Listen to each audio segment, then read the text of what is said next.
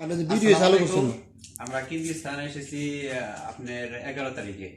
11 তারিখে কিরগিজস্তানে এসেছি। আমাদের মোল্লা টাবলসে থেকে পাঠাইছে আমাদের দালালে, আমাদের কাছে 4 লাখ টাকা নিচ্ছে। আমাদের বলছে ওখানে যাও, গেলে তোমাদের কাগজপাতি করে দিব, তোমাদের 10 মাসের পারমিট বানিয়ে দিব। কিন্তু আমরা এখানে আসার পরে দেখতেছি এখানে আমাদের কোনো কিছুই করে দেয় নাই। আমাদের ফ্যাক্টরি কথা বলছে, কিন্তু ফ্যাক্টরি কাজটা আমাদের করে দেয় নাই, ফ্যাক্টরি নাই এখানে। সবলে আপনার গার্মেন্টস ফ্যাক্টরি। এখানে আমরা তো গার্মেন্টসের কাজ জানি না, আর আমাদের কাজের কোনো বিষয় না। আমাদের 10 মাসের পারমিট করে দেওয়ার কথা, কিন্তু কার পারমিটটা আমাদের করে দেয় নাই। তাইলে এখন আমরা হোটেল ভাড়া করে আসি। এই দেশে 3000 শ্রম দেওয়া লাগে দুইজনের, আমরা বুঝছেন।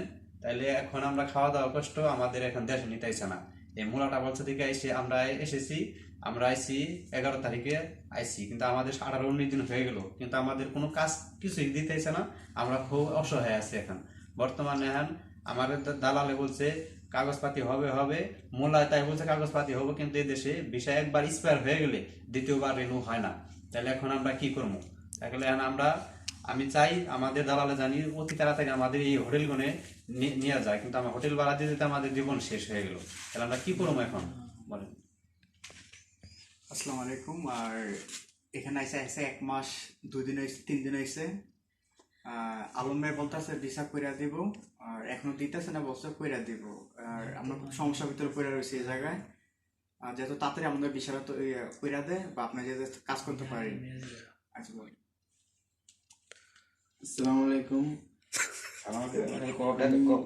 বলতেছি আমি 10 তারিখে আইছি, এখন আমার 20-25 দিন হয়ে যায় আর কি।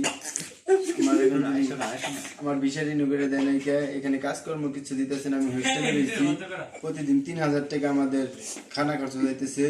খানার থাকা প্রতিদিন মানে আপনার 700 জম যাইতেছে এই জায়গার। এখানে কি করুম বলেন? আমরা তো এই জায়গায় থাকতে পারতেছি না, আমরা অনেক বিপদে রয়েছি, অনেক বিপদে আছে। বলেন, আমি বলেন।